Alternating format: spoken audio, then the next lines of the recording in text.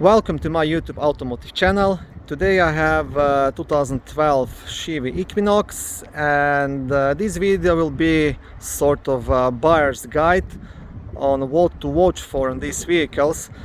Now, I own a small car dealership, and this is actually the first time I'm buying this second generation Equinox. This one I have right here is low mileage. It's like 50-60,000 miles, 100,000 kilometers, something like that. It was well maintained by the Carfax, so I believed I'm buying a good reliable SUV which I will be able to resell for a good decent price. But I will show you what to watch for on these vehicles and what's a very common issue. So before I start showing you all the rusty spots on this vehicle, I want to add that I live in an area where there is no salt used in the winter. So these vehicles rust by themselves, by bad design or whatever, I have no idea. But since I bought this one, it failed the inspection. The quote came back over $12,000 to have it fixed. Now I'm trying to get it back to the auction to return it, and since then I'm like on the auction every couple of days. There is lots of these vehicles. I always check the underneath to see if only mine is just like that, the lemon, or the other models are the same exact thing. And I can tell you, I checked like 10-15 of these vehicles. All of them have same or similar problems, and now I will show you, if you're planning to buy this Chevy Equinox, what to look for. Okay, so first I will show you the rocker panels on it. They are completely rusted out. Okay, so if you look at here underneath, I hope you can see it on the video, it's quite sunny outside. Now these rockers are completely rusted all the way along, all the way up to the front. Even under this plastic cover there is a bunch of holes. And yeah, like I said, I live in an area with no salt use, so I have no idea why is this happening, but it is happening, and both sides are like this. So if you're buying this second generation of Chevy Equinox, make sure to look at the rockers. Try to pull this plastic off. We had it off. There's a bunch of rusted holes all along under the plastic. Yeah, try to pull it off. Look underneath, squeeze your fingers inside and try to feel if there is any rust on it. I bet you it's gonna be rusted.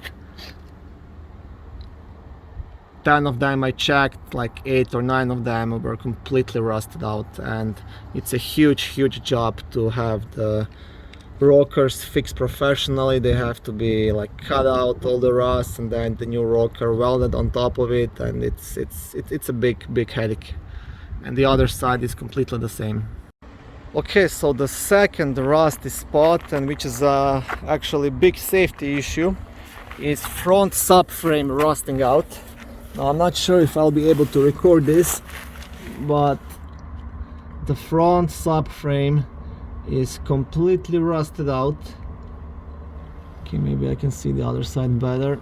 Now, this thing didn't pass the inspection. They said the complete subframe has to be replaced, and that's a headache as well, because that's a quite big project to get the old subframe down and then have it replaced. So, but that's, like I said, huge safety issue if you get into an accident or whatever.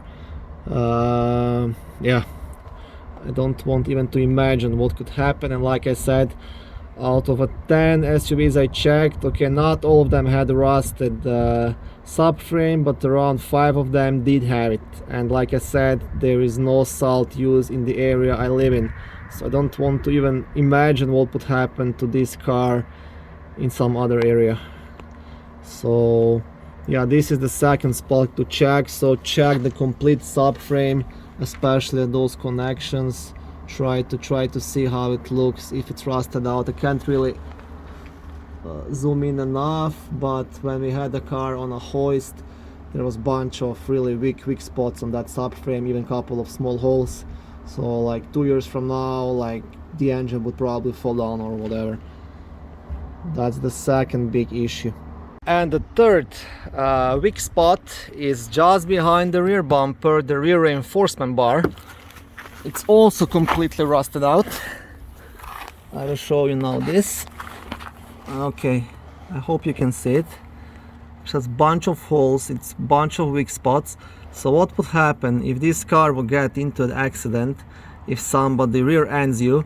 I'm pretty sure this reinforcement bar would break in half and somebody would get all the way to the back seats. So this is a huge safety issue, safety hazard. And out of 10 vehicles I checked, almost all of them had a rust issue here. So these are the spots you want to check. So if you are in the market to buy this SUV, I would suggest do not buy it, but if you're still looking into buying it, check this car completely over.